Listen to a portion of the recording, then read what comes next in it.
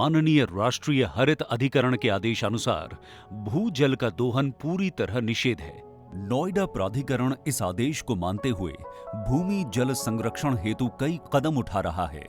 नोएडा प्राधिकरण का मानना है कि पीने का पानी सिर्फ पीने के लिए ही उपयोग करना चाहिए और बाकी कार्य जैसे धुलाई, छिड़काव, आग बुझाने, सिंचाई, कंस्ट्रक्शन इत्यादि के लिए एसटीपी के शोधित पानी का ही उपयोग करना उचित है। मेरा सभी नोएडा वासियों से यहाँ की ग्रुप हाउसिंग सोसाइटीज़, बिल्डर्स, निर्माणकर्ताओं, औद्योगिक इकाइयों सभी से अनुरोध है कि आरओ से उत्सर्जित वेस्ट वाटर, एसटीपी से उत्सर्जित रिसाइकिल वाटर, इनका उपयोग पर्यावरण संरक्षण के मद्देनज़र निर्माण कार्यों में, सिंचाई के लिए, अपनी रोज़मर्रा के कार्यों के लिए अधिक से अधिक मात्रा में उपयोग करें। अपनी भावी पीढ़ियों के लिए इस पर्यावरण को संरक्षित रखना, यहाँ के प्राकृतिक स्रोतों को संरक्षित रखना हम सबका कर्तव्य है। कृपया इस कार्य में नोएडा अथॉरिटी का सहयोग दें। नोएडा प्राधिकरण द्वारा इस बात को गंभीरता से लेते हुए नोएडा नगर की सीवर व्यवस्था हेतु नोएडा प्राधिकरण द्वारा मास्टर प्लान 2031 तैयार कराया गया है, जिसके अंतर्गत नोएडा नगर को 4 सीवरेज डिस्ट्रिक्ट ए, बी, सी एवं डी में विभाजित करते हुए 231 एमएलडी क्षमता के 6 एसटीपी का निर्माण कराया गया और भविष्य के दृष्टिगत 180 एमएलडी क्षमता के 2 एसटीपी के निर्माण कराए जा रहे हैं। डिस्ट्रिक्ट ए में कुल 53 सेक्टर व 8 गांव, डिस्ट्रिक्ट बी में कुल 18 सेक्टर व 4 गांव, डिस्ट्रिक्ट सी में कुल 28 सेक्टर व 9 गांव एवं डिस्ट्रिक्ट डी में कुल 91 सेक्टर व 33 गांव हैं। इस प्रकार नोएडा के कुल 190 सेक्टरों व 54 गांवों को चारों सीवरेज डिस्ट्रिक्टों में विभाजित कर सीवेज शोधित किया जा रहा है। इन सभी सीवरेज डिस्ट्रिक्ट को कुल 36 सीवेज पंपिंग स्टेशनों के माध्यम से सीवेज को अपलिफ्ट किया जाता है।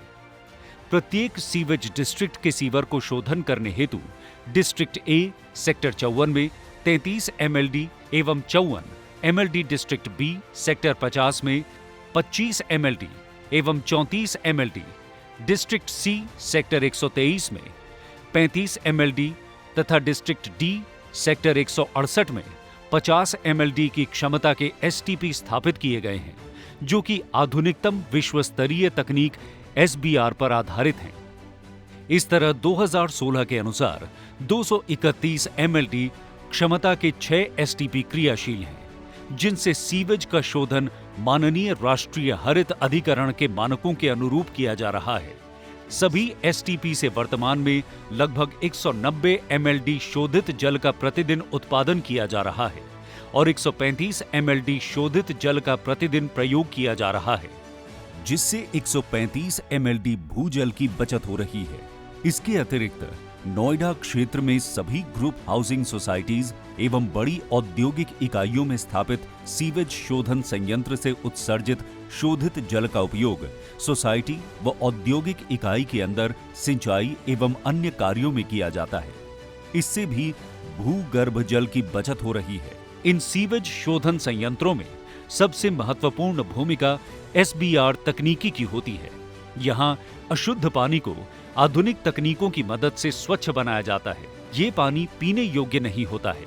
सीवेज शोधन संयंत्रों से उत्सर्जित स्लग से सिटी कॉम्पोस्ट बनाने की कार्रवाई की जा रही है और प्रतिदिन 50 टन सिटी कॉम्पोस्ट का उत्पादन किया जाना प्रस्तावित है। इस स्वच्छ पानी को कम से कम नुकसान करते हुए एक जलाशय में इकट्ठा किया जाता है। जलाशय पर स्थापित पंपिंग स्टेशन के माध्यम से शोधित जल को विभिन्न कार्यों में उपयोग में लाया जाता है। उसके बाद इकट्ठा पानी को उसके उपयोगिता अनुसार अलग अलग वाहनों यानी टैंकर, दमकल गाड़ी इत्यादि में भरा जाता है।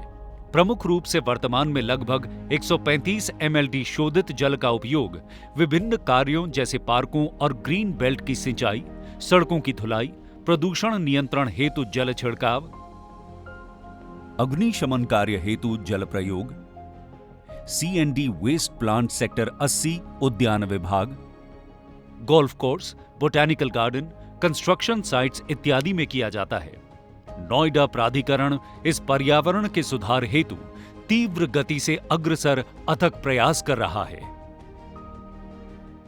नोएडा में ग्रुप हाउसिंग सोसाइटीज़ और इसके अलावा उद्यान विभाग और जिस तरह से एसटीपी से जो ट्रीटेड वाटर है उसका सदुपयोग कर रहे हैं, उसको रीयूज कर रहे हैं, चाहे वह हॉर्टिकल्चर पर्पज़ हो, चाहे वो स्प्रिंकलर पर्पज़ में हो, चाहे फायर सर्विस के लिए उसको उपयोग किया जा रहा है, ये काफ़ी सार्थक प्रयास है। इस तरह के प्रयास से जो भूजल संरक्षण का जो मुहिम है, जो जल शक्ति मंत्रालय का भी जो प्रयास है भूजल को बचाना है, भूजल का संरक्षण करना है, कहीं ना कहीं ये उसको फलीभूत कर रहा है।